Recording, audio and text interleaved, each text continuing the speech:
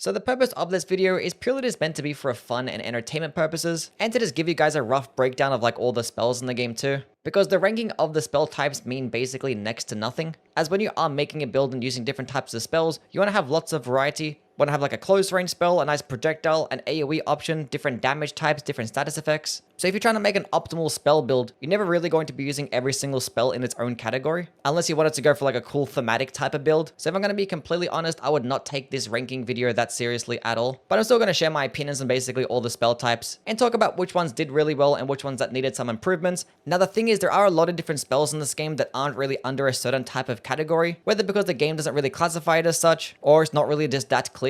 So for this video, I'm just going to keep it simple and just go based on what the wiki says. And yes, as always, it is just going to be for PvE. Starting off at the bottom, we have the Spiral Incantations, which is one of the new spell types from the DLC, and this one just has a whole bunch of just mediocre trash, which honestly, I don't even know what they were thinking for half of these spells. Things like Divine Bird Feathers, Watchful Spirit, and Spear are just like awful incantations, and somehow even after the buff, there's still like D tier options in this game. Things like Divine Beast Tornado is actually not too bad, and Golden Arcs and Giant Golden Arc are okay holy projectile options, but it has to compete with things like Discus of Light and Multi-Layered Ring of Light, and it's just not going to be as good in my opinion. I think Giant Golden Arc is probably the best one on this list, as it can serve as some nice crowd control as well, and it's easily spammable, but the total average for all of these spells is just not good at all. Number 26, the Oracle Sorcery, which do include the Great Oracle Bubble and Oracle Bubbles. Now both of these spells aren't really too bad in my opinion. It's just that they're very basic and tend to be outclassed by a lot of other different types of magic projectiles, and the fact that there is only 2 of them doesn't really help it much either. Don't know why this spell type wasn't improved upon in the DLC, and also I don't really know why there's no staff in the game that actually boosts these sorceries either. But Oracle Bubbles is like a short range spell that actually does have somewhat of a horizontal spread, so it's very comparable to things like Shattering Crystal, but it's not going to be anywhere near as good. And Great Oracle Bubble can be pretty decent, does do like decent damage in one hit, it tracks pretty well. I just kind of wish that the projectile just traveled a bit further and just went a bit faster. Kind of similar to how they buffed the Great Oracle Bubble skill from the Envoy's Greathorn. If it kind of worked like that, I would have liked it a lot more. But yeah, this spell type needed to get some love. Number 25, the Moon Sorceries, which are only 3 on this list, 2 basically working the exact same way in Rani's and Renala's Full Moon. And both these spells don't really do that good of damage. They have a long animation, really high requirements, and high FP cost, but you're only really meant to be using them just once a fight. Do debuff enemies to make them take 20% more magic damage, and I think Rani's Dark Moon just does this better, as you can also just proc Frost. And as for Rolana's Twin Moons, this one is just not that good of a spell at all. It's like a short range AoE spell with a really long animation, high FP cost, takes up multiple slots, doesn't actually get that same debuffing effects that the other Moon Sorceries get, and the damage isn't even that good to warrant me wanting to use it. The AoE of this spell should have been like twice as large, and it should have just done more damage too. Number 24, the Magma Sorceries, which is a type that I would have liked to see get some love in the DLC with some more different options. Now it actually did get indirectly buffed via the Talisman of the Dread. Just having this equipped just makes all these sorceries do like 15% more damage. But the thing is, I still struggle to find a reason to want to use them, because the options themselves, they're okay, but none of them are going to be like groundbreaking. Magma Shot is easy to use, but the damage really isn't quite there. Gelmir's Fury is a bit inconsistent with its lack of hyper armor, and it feels like half the hitboxes are just invisible sometimes. Rolling Magma is like almost impossible to land against certain types of bosses, and Rykard's Rancor just takes way too long to explode, and it's only really going to be useful against like large immobile bosses, and against those types of bosses, there are going to be plenty of other different types of spells in the game that just work better. But I think the main reason why I dislike them is because these are supposed to be a way to just do fire damage with a magic type of build, which can be pretty useful. But the thing is, some of these actually do require some faith investment, which having to put like, 7 to 10 points into faith sometimes is just not really worth it just to be able to gain like access to one damage type. And if you were to build around this with a faith intelligence build, you're just better off just using the fire-based incantations, because those are just going to be way better. Number 23, we have the Death Sorceries, which for some reason the wiki classifies the Putrescent spells and the Rings of Spectral Light as a Death Sorcery, despite them not being boosted by the Prince of the Death Staff. But we are just going to go talk about them alongside with the base game spells. And I think the collection of these base game spells are just the worst in the game. If these DLC spells didn't exist, I think Death Sorceries would easily be at the bottom, because I don't value a single one of these. Fear's Mist is terrible, Tibia Summons is dog shit, Rancor Call is awful, Explosive Ghost Flame is just completely outclassed by Zamor Ice Storm, and Ancient Death Rancor only does respectable damage at later levels, and even then at later levels you're going to be doing more damage than other different types of tracking projectiles. But thankfully there are a couple of Death Sorceries that are pretty good in Rings of Spectral Light and Vortex of Putrescence. I think Mass of Putrescence is an awful spell. This is just like a much worse version of Cannon of Heimer. But Vortex of Putrescence is very easy to use, can proc Frost pretty quickly, actually can hit enemies multiple times, and even if enemies like to move and dodge around, more likely than not is actually going to hit them. I think my major problem is going to be its FP cost and its higher faith requirement. And as for Rings of Spectral Light, kind of the same thing. It does have like a higher faith requirement, but this is like one of the best sniping sorceries. It goes incredibly far, also does a handful of frost buildup, and it only consumes 14 FP. This is definitely one of the most underrated spells to actually come out of the DLC.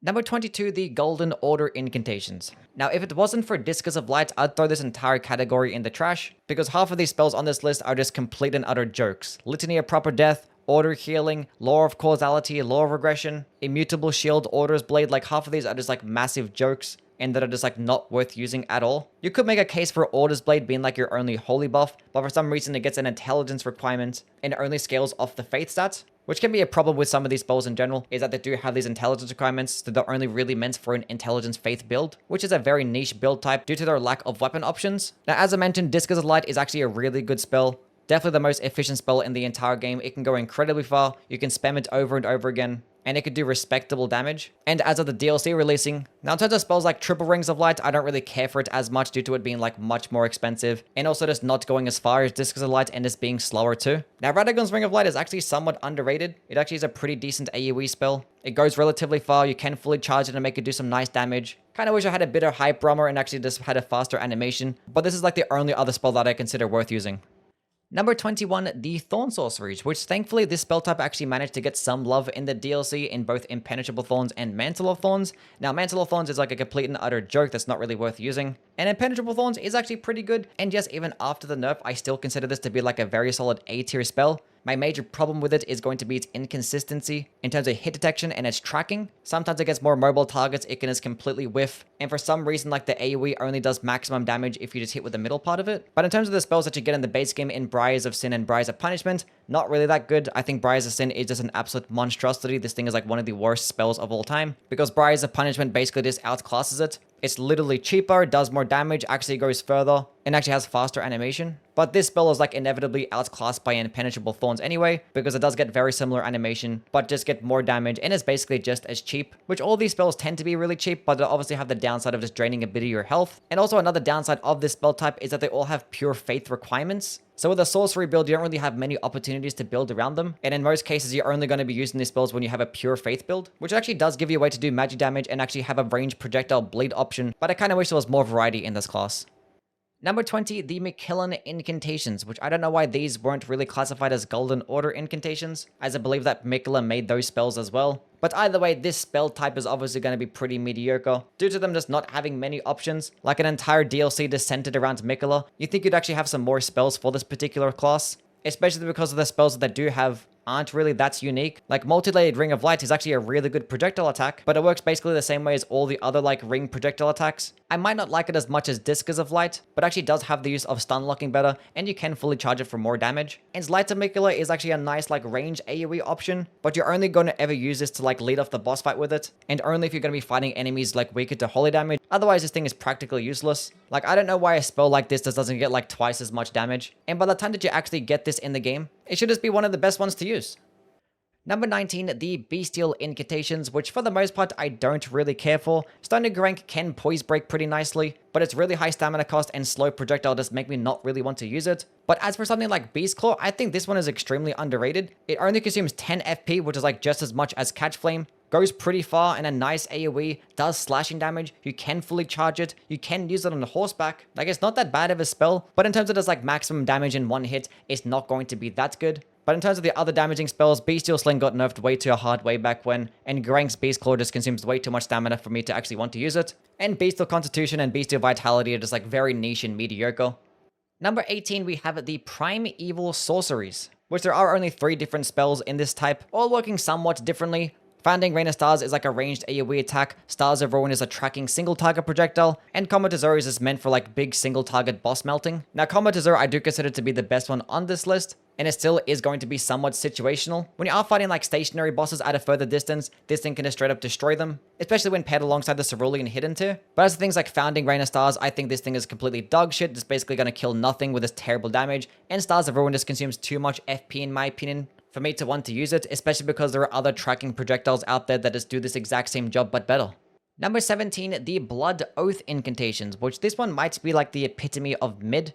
Like, I don't really think any of these options are that bad, but like nothing here is really groundbreaking, which is definitely a shame because I feel like there could have been so many more different types of like cool blood spells. And also does have like a blood flame type of seal as well. But the main reason why it gets as high as it does is purely because of blood flame blade. Just to be able to add a flat 40 bleed build up to your weapon is honestly insane. So when paired alongside weapons that already get passive bleed, it can be really good. Swarm of Flies did get hit pretty hard in terms of its nerf a while ago, and it's to the point that I think Blood Boon is actually now the better option. And that you'll probably kind of use that one the exact same way. You just throw it at the ground and have a boss just walk into it, and it could do a whole bunch of bleed build up. And things like Blood Flame Talons and Furious Blade of Arnsbark are like your close range bleed spells. Now I think that Furious Blade of Arnsbark is probably the better option in this instance, as it actually is easier to use and can do some more bleed build up. Blood Flame Talons pro can output some higher DPS, but the delayed explosion that it does have kind of makes you not want to use it, especially due to its lack of range. If this spell had like really good hyper armor and like a slightly faster animation, I would value it a lot more. But in terms of Furious Blade of Arnsbark, this spell can actually lunge in really far, you can fully charge it, it can stun lock, and do roughly 240 bleed build up over time. So it's not too bad, but it still lacks in the damage department.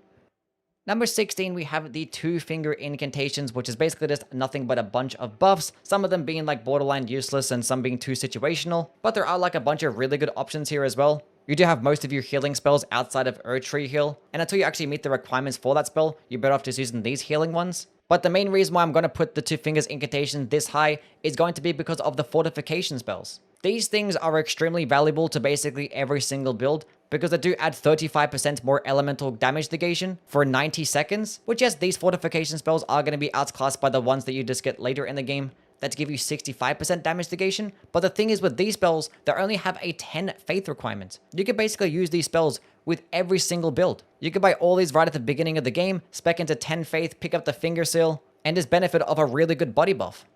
Number 15, the Crystallian sorceries. Now, none of these options are bad by any means. Shattering Crystal is a very solid shotgun type of spell. Crystal Torrent is a cheap replacement to Comet Azure, and Crystal Release is actually a high damaging short range option. Now, the reasons why I don't really value them still as much is because they're just regular magic-based sorceries, so therefore it has to compete with all the other magic-based sorceries, which is kind of the problem to begin with. With the incantations, there's so many different types of damages, so most of them still have their own specific uses, whereas for the sorceries, 90% of them are just doing magic damage. And with the crystal sorceries having as high as requirements as they do, it kind of has me value them not as much despite them still being pretty good. Number 14, the Black Flame Incantations, which this is like another very mediocre spell type in my opinion, as I feel like most of these options are kind of just outclassed by some of the other fire-based incantations. Things like Black Flame are okay, but I don't really value them as much as things like Flame Fall Upon Them or Giant's Flame Take Thee, as those have a bit more going for them. Black Flame Ritual is too inconsistent and consumes too much FP for it to be a good AoE option. Noble Presence is really fun, but it kind of lacks the hyper armor and damage. And as for Scouring Black Flame, I probably consider this one to be the best amongst them, as it goes pretty far, can hit multiple enemies, and sometimes it's hit enemies twice for some reason. And for things like Black Flame Blade, they just don't last that long at all. And Black Flame Protection is decent, but it still is a bit niche. But the only reasons to really use these Black Flame incantations is if you're going to be going up against enemies with really large amounts of health, as it actually does do a flat percentage damage over time. And it's to the point that if you hit any enemy roughly like 30 to 40 times, it's just going to kill them outright. So it might be something that you value more so like in later new game iterations, and potentially the DLC, but unfortunately the Black Flame and Destined Death effects are just like lessened. When it comes to the DLC, they're just like half as effective. And the reason why they did do that is because of the scatter tree system, but it doesn't change the fact that the Black Flame incantations don't really benefit as much. Number 13, the Night Sorceries, which the only reason why this one gets as high as it does is purely because of Night Comet. This spell is like the best spell in the entire game. It gets some of the highest DPS, especially when you have the Staff of the Lost in the offhand with its 30% damage increase. It goes really far, has a quick casting animation, and it also just is invisible to enemies. They're just not going to react or input read it at all. So this spell alone just carries this thing into the A tier. But yeah, unfortunately, all the other Night Sorceries are just very mediocre or trash. Night's Maiden Mist is okay for early game. Night Shot, I think, is just outclassed by Swift Glintstone Shot, and Ambush Shot is like the most niche thing in the entire game, and even then, I don't really value it much. And then you have things like Eternal Darkness and Unseen Blade, which are just god tier awful, and Unseen Form can be a bit okay, but it is still very niche. Number 12, the Cold Sorceries. Now, the wiki doesn't classify Ardala's Moonblade as a cold sorcery, but I still am going to talk about it a bit because it does get boosted by the Snow Witch hat at least. Now, I think for every single intelligence build, I think it's very beneficial that you actually have at least one of these cold sorceries just to be able to proc Frost, as it does debuff enemies to make them take 20% more damage. And I think the best amongst these spells is going to be Zamor Ice Storm, as this spell can just do ridiculous damage, especially when fully charged, and just proc Frost faster than anything else in the entire game, all while doing over 30 stance damage. And yes, as of the DLC, it can be boosted by things like the Enraged Divine Beast Talisman. Now, things like Ardito's Moonblade can be pretty good despite it consuming a lot of FP. It's going to be mainly useful for like a close range option, but even then, I probably still prefers the more Ice Storm in this instance. And as for Glintstone Icecrack, this one can be really solid. It doesn't really go that far, but it still has nice tracking, it's incredibly cheap, and only has a 15 intelligence requirement. So for a lot of different hybrid builds that you have paired alongside it with intelligence, I would just recommend using Glintstone Icecrack. But as for things like Freezing Mist and Frozen Armament, I just don't value these ones at all. Number 11, the MESSMER Fire Incantations, which all three of these incantations are actually really solid and actually do have separate purposes. Fire Serpent is one of the best projectile attacks in the game in my opinion. This thing is really efficient, only consumes 11 FP, and just has the most like ridiculous tracking of all time. But the most shocking part about this spell is that it actually does really good damage, especially when fully charged and when paired alongside things like the Fiery Night Seal and the Messmer's Helmet. Spells like Rain of Fire is actually a pretty good range-based AoE attack. It can be nice to like lead off a fight against an enemy that is weaker to fire damage, but other than that use, I still consider it to be outclassed by Burno Flame. And Messmer's Orb is probably the most fun spell to use in the entire game, and it can serve as a nice AoE attack. It lunges into the enemy really quickly, does some nice stance damage, can send enemies flying. I just wish it got a bit more hype armor, because if it did, it'd probably be an S tier spell. Number 10, the Finger Sorceries, which is definitely one of the highlights from the DLC as it pertains to spells, because all these options are actually really good. Maybe outside of Cherishing Fingers, this thing is like a way too niche for me to actually consider it to be useful at all. But spells like Glintstone Nails is really good. It's a nice projectile option, very solid tracking, does decent stance damage. Fleeting Microcosm is probably the best ranged AoE that the sorceries have. And Glintstone Nail can be really efficient, but having an efficient sorcery like way in the DLC doesn't really mean much, because you're probably going to be at a higher level and just have higher mind. And you'd probably just rather just use Glintstone Nails instead. Number 9, the Frenzied Flame Incantations. Now these obviously being madness types of spells, in PvE are not going to really see its true potential, as this status effect basically does nothing unless you're fighting NPCs. But the spell type is still really good and houses some amazing options. I think Frenzied Burst is like the best sniping spell in the entire game. It goes incredibly far in an instant, and can be fully charged to do some nice damage. And I think the next best option is the Flame of Frenzy, and it's purely because of its stance damage potential. When you have this thing fully charged, it can go pretty far and do upwards of 50 stance damage, which is just absurd. And you also have Howler Shiburi, which is like one of the best body buffs in the game. I wouldn't really use it in areas where you're just not comfortable in fighting bosses, because it does make you take a whole bunch of damage. But as for the rest of the spells, I don't really care for them as much. Midra's Flame of Frenzy is just dog shit. Inescapable Frenzy is only really useful against NPCs. And Unendurable Frenzy I consider to be outclassed by the Flame of Frenzy, because it does less stance damage and it has you get stuck in a longer animation. Number 8, the Servant of Rot Incantations. Now, these spells house some of the most important incantations in the entire game, and that is for the base game and the DLC too. I find most of these spells to be very valuable. Now, the poison-based ones and Poison Armament and Poison Mist just suck because poison is like a terrible status effect. But Pest Threads and Pest Thread Spears are probably the best physical damaging incantation that you do have. Pest Threads is only really going to be good against larger bosses, whereas Pest Thread Spears is pretty good against like everything, especially larger bosses. And as for Scarlet Aeonia and Rotten Butterflies, I consider both of these to be extremely useful. And any single time that I can meet the requirements for these spells, I'm just gonna use them. Because these spells do just like a more beefed up version of Scarlet Rot compared to the other different types of Scarlet Rot sources, as these will do over 30% damage to an enemy's health bar over 90 seconds. Now I do consider Rotten Butterflies to be the better version, as it can just do more rot buildup against larger bosses, and only take up one spell slot. But either way, both of those gonna be must-haves with the Faith build.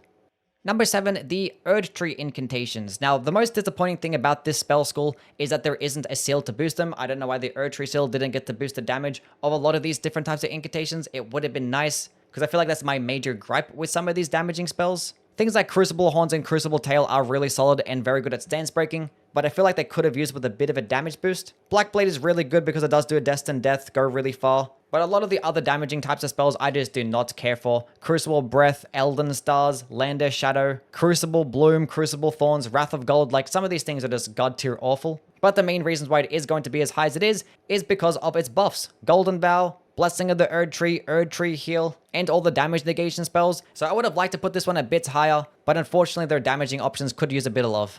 Number 6, the Glintstone Sorceries. Now this one gets as high as it does because, yeah, it has like everything that you really need. There's everything for close range, AoEs, projectile attacks, there's buffs as well. There's just a bunch of really good stuff. Now I think the best one on this list is going to be Shard Spell, because this spell does fill the niche of just melting larger bosses really quickly. Now, most of the other spells might be a bit outclassed, but there might be some pretty good early game options until you find that better spell out there. But yeah, I can't really put this spell school any lower because it doesn't really have many bad options.